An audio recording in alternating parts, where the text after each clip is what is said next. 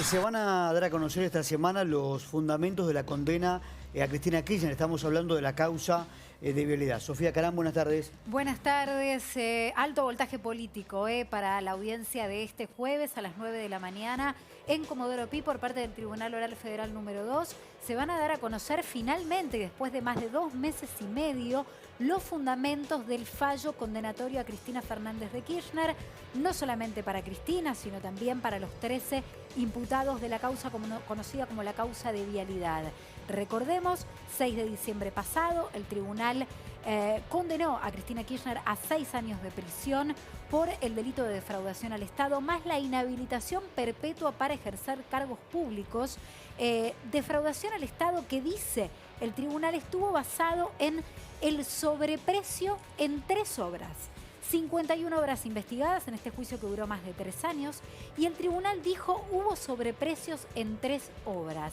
De manera inédita, inusual, lo que hicieron los jueces Jorge Gorini, Andrés Basso y Rodrigo Jiménez Uriburu fue dar a conocer una suerte de resumen de los fundamentos, una especie de gacetilla de prensa ese mismo 6 de diciembre que dio a conocer el fallo, y ahí adelantaron que consideraron, primero, que no había asociación ilícita, como pedía la Fiscalía. La Fiscalía había pedido 12 años de prisión, no 6, porque consideraba que se había constituido en el Estado Nacional, a la cabeza Cristina Fernández de Kirchner, una asociación ilícita con el objetivo de defraudar al Estado. El tribunal dijo no, no está probada la asociación ilícita, lo que está probada es la defraudación. Entonces aquí la gran incógnita de los argumentos de este jueves: ¿en qué basó el tribunal la defraudación al Estado? ¿Por qué considera que en estas 3 obras y en qué material probatorio basa la sentencia de la defraudación al Estado en estas 3 obras de las 51 que fueron investigadas? Les adelanto que es muy probable que el tribunal diga que se comprobó la defraudación a partir del peritaje oficial que ordena el propio TOF 2 una vez que ya había estado iniciado el juicio. Pero este peritaje, como venimos contando aquí desde hace más de 3 años a través de la pantalla de C5N, de las crónicas en ámbito financiero, también en Radio 10, reiteradamente hace más de 3 años que venimos contando que este peritaje está muy flojo de papeles, que hubo 3 peritos: Pablo Loibona, el perito oficial; Roberto Paniza, el perito por parte de la Fiscalía; y Adriana Alperovich, la perito de parte de Cristina Kirchner, que discutieron ampliamente. Hubo 8 audiencias de discusión entre los peritos en donde no se pusieron de acuerdo.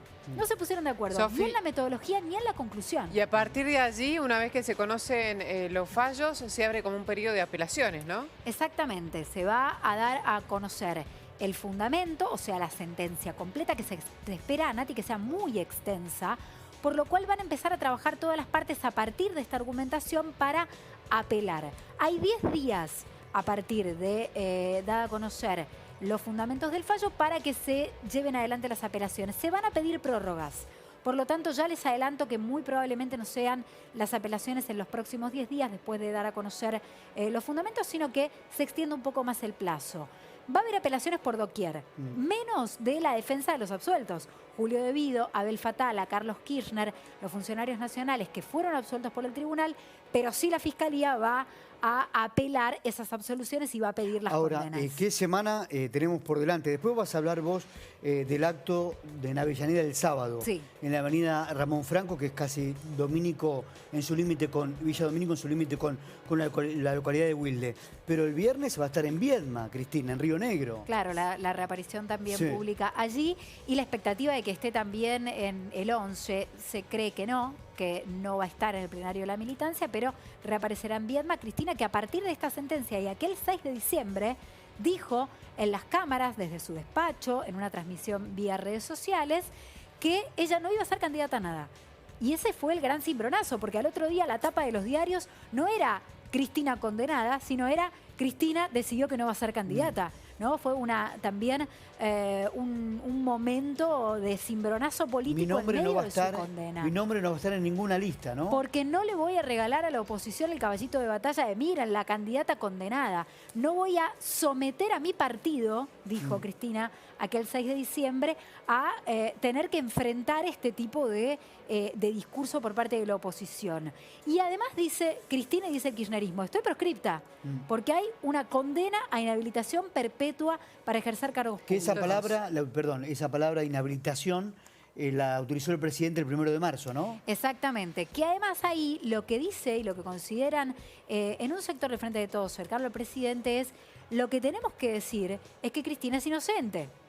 Porque si vos, porque también esto se discutió en el documento del Frente de Todos, en aquella mesa en la calle Mateo, aquel primer diálogo que hubo entre todas las patas del Frente de Todos para el armado electoral.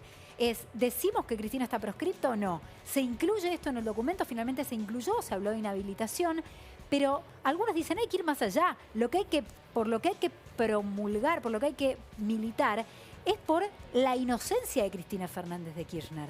Porque si hay algo que quedó claro también en este proceso, es que al menos en este juicio no hubo material probatorio, ni testimonial, ni documental que involucre a Cristina Kirchner en las presuntas maniobras. Los fundamentos de la condena entonces el jueves, a partir de allí la apelación. Exactamente, jueves 9 de la mañana. Insisto con esto, prestemos atención, parece muy técnico, pero insisto en prestar atención a en qué se van a basar los jueces para decir que hubo sobreprecios, porque aquí está la discusión.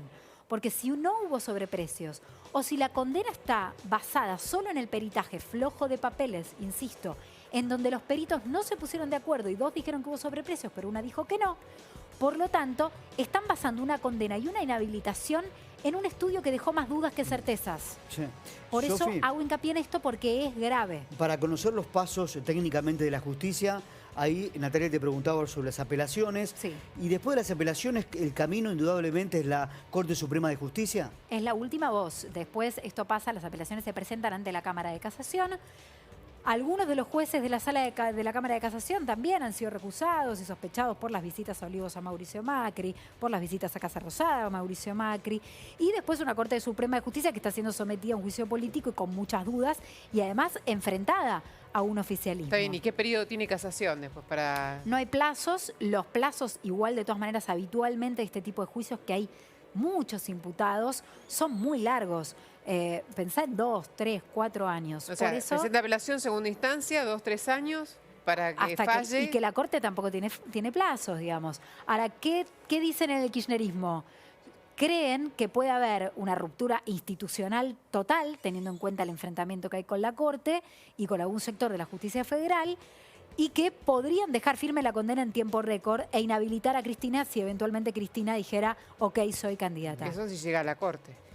Bueno, pero lo que creen, por eso digo... Que se apuren los tiempos. Es que apuren los tiempos de tal forma, pero insisto, no tendría precedente institucional, pero que al estilo espejo, digamos, con lo que sucedió en Brasil con Lula, haya una maniobra de un sector del Poder Judicial para dejar firme la condena antes de las elecciones. Algo que, insisto, en los tiempos judiciales no tiene precedentes, pero tratándose de Cristina y tratándose de lo que se juega en una elección presidencial, creen en el cristianismo, en el kirchnerismo, que esto podría pasar. Una Corte Suprema que hoy está sometida a un juicio político, y lo dijo el presidente el viernes en el 5N. Solo 2 presidentes se animaron a pedir un juicio político a los Supremos, Perón y yo. Sí.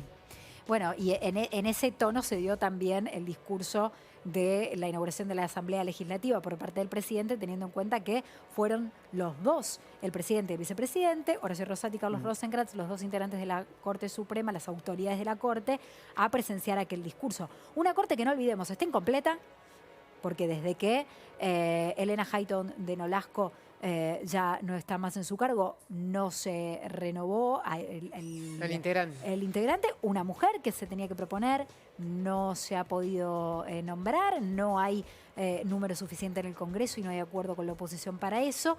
Y dicen en la oposición un gobierno que rompe lazos al momento de poner a la Corte Suprema someter a los ministros de la Corte Suprema a un proceso de juicio político, entonces paralizan el Congreso. Ahora, ¿hay división dentro de la Corte al ver a 2 de los integrantes escuchando el inicio de sesiones ordinarias en el Congreso y otros 2 no? Bueno, mostró una división por lo menos de criterios a la hora de qué hacer en aquel momento, porque la discusión era, nuestro rol institucional es que tenemos que estar. No podemos no ir porque somos representantes de uno de los 3 poderes del Estado y hay una asamblea legislativa con un año legislativo que se está inaugurando y tiene que ir al presidente. Primó eso, pero entonces hubo una salida tangencial de, bueno, va la autoridad del Poder Judicial del máximo, de la máxima instancia del Poder Judicial, que es la Corte Suprema. Y la autoridad son el presidente y el vicepresidente, ¿no? Bueno, después nos habla de los candidatos del Frente de Todos, Sofi. ¿Qué se está pensando en el Frente de Todos y cómo viene el armado electoral? Porque vos dirás, con 100% de inflación, ¿puede un gobierno hoy peronista aspirar a una reelección? Bueno, todo depende, dicen en el Frente de Todos, del armado. ¿Cómo es ese armado y en qué se está pensando? Tengo algunos detalles que vale la pena escuchar.